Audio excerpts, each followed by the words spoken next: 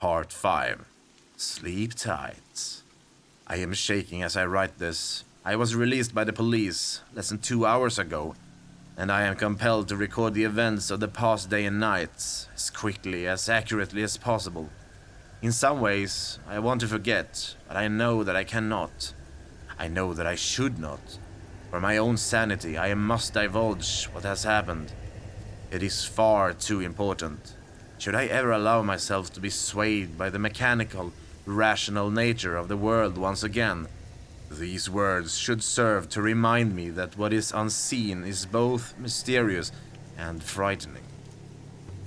After Mary left, I knew that I had lost her forever, but rather than be consumed by depression and inaction, I was invigorated by one purpose, by one thought, by one idea that I knew I had to carry out. I had to destroy that thing, for I could not allow the chance that it may one day hurt my loved ones or desecrate the innocence of another child. I also knew that I faced death, but feeling that I had already lost everything, that was a small price to pay. It is said that revenge is a dish best served cold, but having waited my entire adult life to be rid of this thing, its memory and the shadow that it had cast upon me, I met the proposition of killing this fiend, this corrupt and perverted force, with a smile on my face. That night it would be dead, even if I had to drag it to hell with me. Busying myself for the next few hours, I packed a bag and wrote a letter to Mary and my family, explaining what had happened and that they weren't to blame. I phoned my mother and father, and then my brother, just to hear their voices one last time. But I did not let on that I thought I may never speak to them again. My mother's intuition led her to ask if everything was all right. I smiled and told her I loved her before reluctantly saying goodbye. At about 7 o'clock, I made my way out to the car. The sun had already set and the streets seemed eerily quiet, as if the scene of an unattended funeral. I sat in the driver's seat, leaving the door on the other side open, awaiting my most unwelcome passenger. By 9 o'clock, nothing out of the ordinary had occurred. The place remained deserted, and the cold night air flowing through the open door was beginning to bite. As I sat there, contemplation echoed through my mind. I ruminated on the nature of this cadaverous parasite. One question rose out of a sea of thoughts, towering above all else, unmoving and continuous. Can you kill something which is already dead? I did not know if this was a thing of the grave or some unworldly specter which could be considered alive in some way. But just as I was re-evaluating my plan, there it was. It was subtle at first, but there was a small, almost indistinguishable shift in the suspension of the car. Had it been any other circumstances, I would have put this down to a gust of wind pushing and pulling at the chassis. But I was too familiar with that feeling from all those years ago, as the bunk bed would shift slightly with that thing climbing into the bottom bed. I knew its foul calling card. The air grew denser, as if contaminated by some nearby corpse. It was in the car with me, unseen, yes, but there nonetheless. As I heard the slightest whispered breath from the back seat, I leant over and calmly closed the passenger door.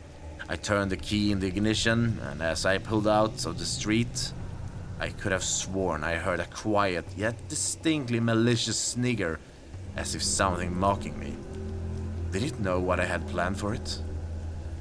Our destination was not far, but the roaming hills through which our taken country road penetrated rose up and diminished with regularity, a stark reminder of the ominous isolation of night. Occasionally on the way, I could hear something from behind, but I refused to look for that thing in the dark. Patience. It would not be long before I would confront it. The irony hit me. I was worried about scaring off the same thing which had terrified and tortured me as a child. I had to be resilient, and so drove carefully and calmly through the countryside, swamped by darkness, hoping that my unearthly passenger would not suspect me. I arrived. The wheels of the car struggled and slid off the undergrowth as I headed off of the narrow country road. The landscape had opened up, and as I looked at the broken and rotting trees around me, I felt that it was fitting to come to this bleak place in the cold night to destroy that bleakest of things. The land suddenly came to an abrupt end. A cliff etched out from an old quarry, looking deep into the black waters of the lake below.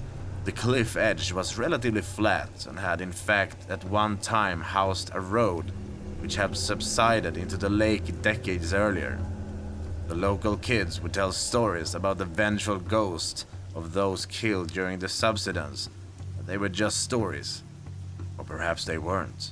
In the past, I would have disregarded such tales, but who would believe mine if I told it to them now? I switched the engine off and parked several meters away from the cliff edge, switching off any lights and composing myself for what would come. I sat in that car for what seemed like a lifetime, the only company given to me by the occasional splash of water against the cliff below. I waited. This thing was smart.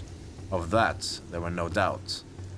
It had toyed with me, relished the pain and torment it had caused as only something of a coldly frozen intellect could. For this reason, I knew it would suspect me, and perhaps even flee if I brought the car too close to the cliff's edge. I had to wait for it to attack, let it feed, let it revel and gorge itself on me. Perhaps then it would not notice as I slowly plunged the car into that dark, icy water below. I was going to drown that bastard.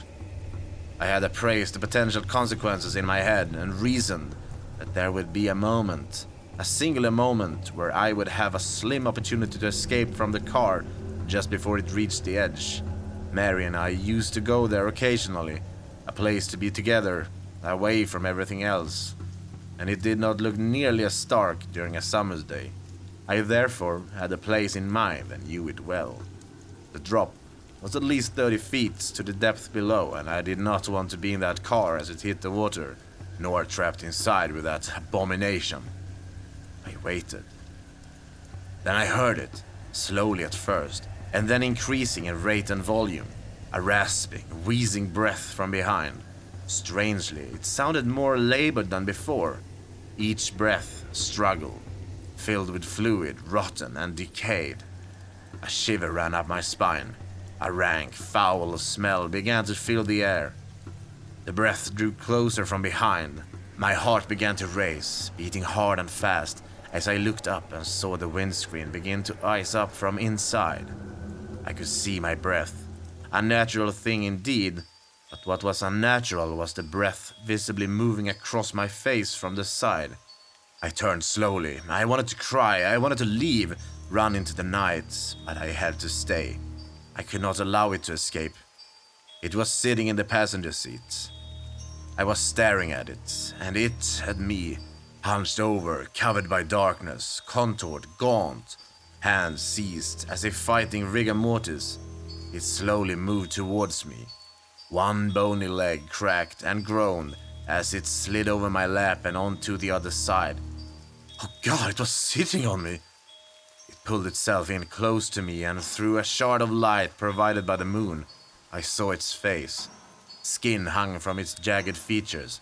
Glassy eyes stared deep into me as its grin spread up through its face, unnaturally wide as the result of its half-rotten flesh, exposing the rotten muscles, broken teeth, and sinews of its rancid smile beneath.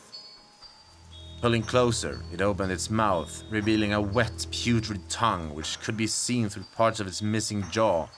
Wheezing, breathing heavily, a foul stench which stung my eyes and filled my mouth elicited a response from me as I retched, my body attempting to expel its poisonous fumes, and as I did so, it stopped for a moment and then cackled to itself, happy, content.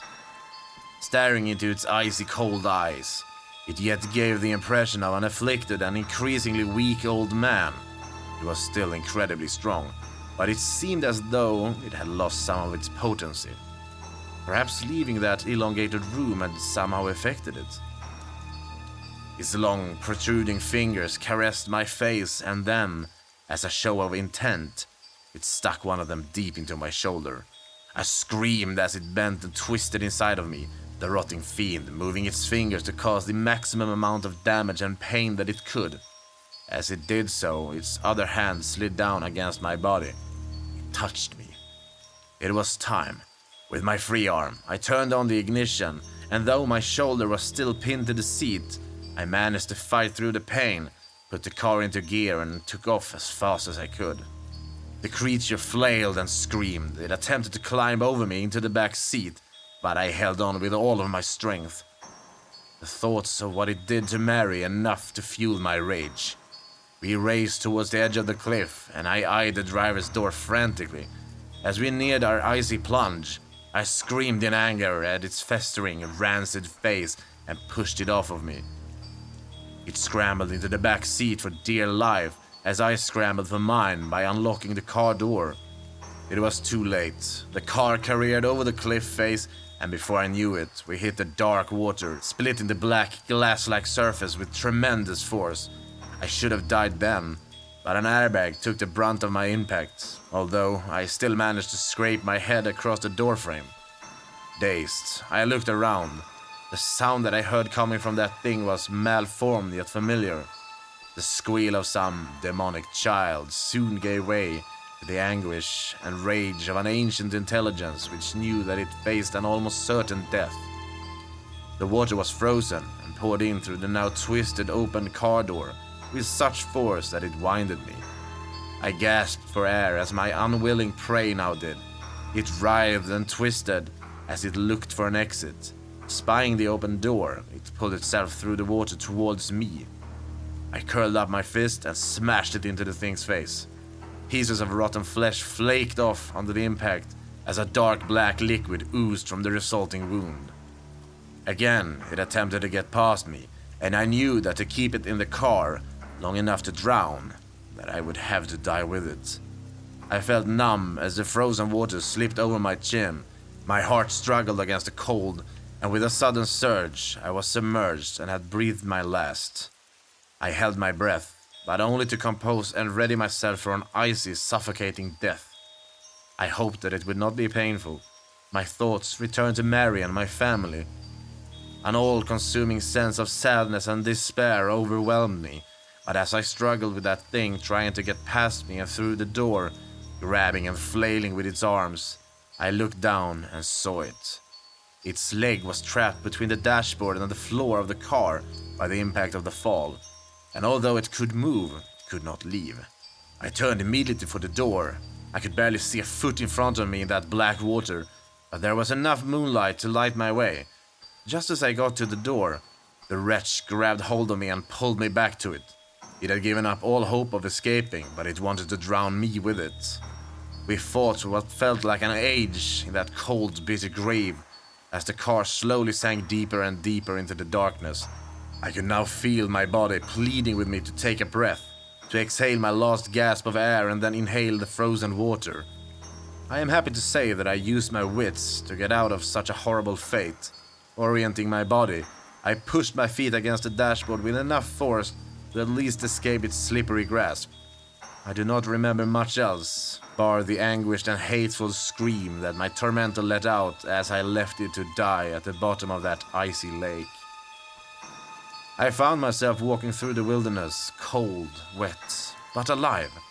The wound in my shoulder slowed me down, but I kept the bleeding at bay by applying pressure to it with my other hand. It took me 2 hours to walk home, and I am amazed that I did not collapse from exhaustion or hypothermia. When I saw the familiar sight of the street that I live on, I was filled with a sense of accomplishment, a sense of pride and triumph. I had beaten that thing, once and for all. That is, until I went inside my house and found a trail of large, wet footprints leading from the front door to my bed.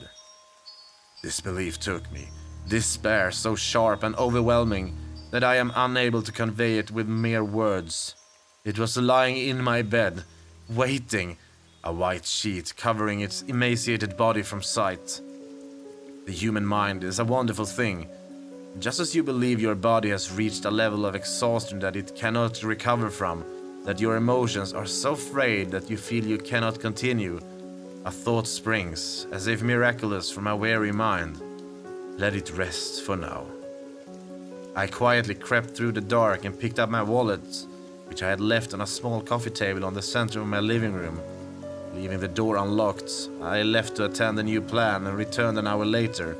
With a moment's preparation, I slipped into the spare room. There I lay in that unsullied bed, waiting. I was sure that this was the end game, that instead of toying with me, it would come for the kill. How it had escaped that watery grave, I did not know, but I would be damned if it would escape again. I could only hope that it would sense me from the other room. I closed my eyes, pretending to be sound asleep. Time lumbered onwards, and although I fought it, exhaustion finally took me, sending me into a deep slumber. I woke with its hands around my neck. It coughed and spluttered on top of me, a rancid black liquid dripping onto my face as it oozed from its facial wounds. I struggled, gasping for air and hoping that I had enough strength in me to escape its grasp. But it was too strong and my hands could not grip it with any sense of conviction, as it seemed to be dripping wet from its plunge into the lake. It may not have seemed rational at the time, but as my vision dimmed and the last light of consciousness extinguished within me, I did as so many animals do in their last moments. I played dead. Laying motionless, holding my breath, it shook me violently by the neck and then released me. I waited for my moment, my last chance to destroy this thing. Its labored breathing relaxed slightly and it seemed to stare at me almost quizzically. I waited still for a shift of weight, which might have let me throw it to the ground. Leaning down close to me, its wide, crumbling sneer puckered, gathering its putrid saliva in its mouth and in what was left of its cheeks. It then showed utter contempt for the living and the dead. It spat the festering fluid onto my face, the remnants dripping down onto me through a hole in its jaw. I wanted to scream, to do anything to remove such a vile smear on my skin, but I dared not move. The time was not right. Leaning in closer, it prodded and scratched at the wound in my shoulder, the pain searing through my body. With all my resistance, I remained motionless. Then, it slowly and patiently slid two of its long, distended fingers into my mouth. The taste was overwhelming, rancid, rotten, dead. The arthritic clicking of its knuckles shook my resolve. As it arched its back in glee, it suddenly pushed its finger deep down into my throat. I gagged, an instinctive reaction. Instead of being shocked, a garbled laugh emanated through its broken teeth as it thrust its fingers deep into my mouth. I felt its cold, hard flesh scraping against the inside of my throat, pleading without words for it to stop. In our darkest of moments, we sometimes find our true strength. I rolled to my side using its weight against it and finally managed to break free. I fell onto the floor, its long reach grasping at my feet. I kicked and screamed, and at last I was free. It stared at me, only for a moment, rising up on top of the bed, its brittle bones cracking under its own force, now towered tall and gaunt, ready to pounce. Since I was a child, I had been a victim. It had terrorized me, taken my innocence, attacked Mary and broken my life. I would not stand for it anymore.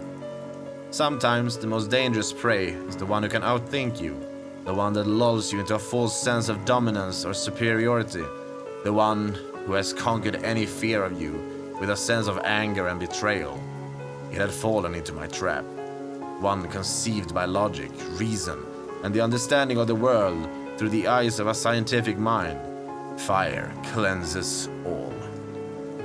As it groaned, shrieked, cracked, and contorted, readying itself to pounce, in one swift motion, I removed a blanket from the floor, revealing a bucket filled with gasoline, which I had bought in that short time of preparation. I threw it as hard as I could, the liquid splashing all over that horror and the bed. It grinned at me, mocking my very existence, making light of my pain and the agony it had caused. From my pocket, I pulled out a lighter, lit it, and threw it onto that wretched thing. It writhed and screamed in agony, parts of its flesh crumbling away, searing into nothing in front of my very eyes. I almost felt sorry for it. Let it burn. The fire got out of hand. Thankfully, a neighbor heard the screams and saw the smoke, calling the fire brigade. I remember nothing of how I escaped. I spent several hours in hospital being treated for light smoke inhalation and painful burns to my hands. It still hurts as I type. But, as with many superficial wounds, they will heal. Perhaps there will be a few scars, but I can live with that. The police arrested me shortly afterwards, believing me a murderer. They suspected that I killed someone in that fire, and find it entirely suspicious that I have deep wounds in my shoulder and scratches all over my body. I've been told not to stray far, in case they wish to ask me further questions, but they can ask away. I doubt they'll believe my answers. They found no remains, or any evidence that someone else was there, bar a strange outline of a figure etched deep into the bed and wall. It looked as though whatever had been there attempted an escape, but I do not think it accomplished this. A weight has now been lifted from my shoulders, one which I now realize was always there, since I was a child in fact. I believe that thing had an effect on me even from a distance, and now that it's gone, I feel whole again. I am devastated that I have lost Mary, and my house can be written off, as I'll probably be charged with arson after they realize I started the fire, which means I can kiss goodbye to any insurance claim. My hands ache, as does my shoulder, but my spirit does not. I am writing this from a hotel room. It's small and unassuming, but it will suit my purpose. Tonight, I intend to sleep and dream, as I did as a child, before that wretch invaded my life. I believe that it was my rationality which saved me, my logical thoughts which allowed me to destroy such an evil, but I will never escape the conclusion that there is much more to life beyond the veil, out there in the darkness. It is a world I have seen, and do not care to revisit. But tonight I will rest, and tomorrow I will build my life again, with the confidence that my unwelcome guest is gone forever. I can feel it. I know it. It will take time for me to adjust, and perhaps my mind will play a trick or two along the way. It is difficult to abandon the paranoia of a lifetime. I must learn to accept my safety once again. I refuse to be looking over my shoulder for the rest of my days, but I will always be cautious, as I was when I was in the hospital this morning, laying on a bed in a quiet ward. I thought I felt the bed shake for the briefest of moments, but I know that was just my imagination. I am glad I have written down my experiences. It has illuminated much about myself to me, and most importantly, should anyone ever, God forbid, find themselves in a similar situation, then maybe you will know what to do. Now, it's bedtime, and I must rest, for I have never known a weariness such as this.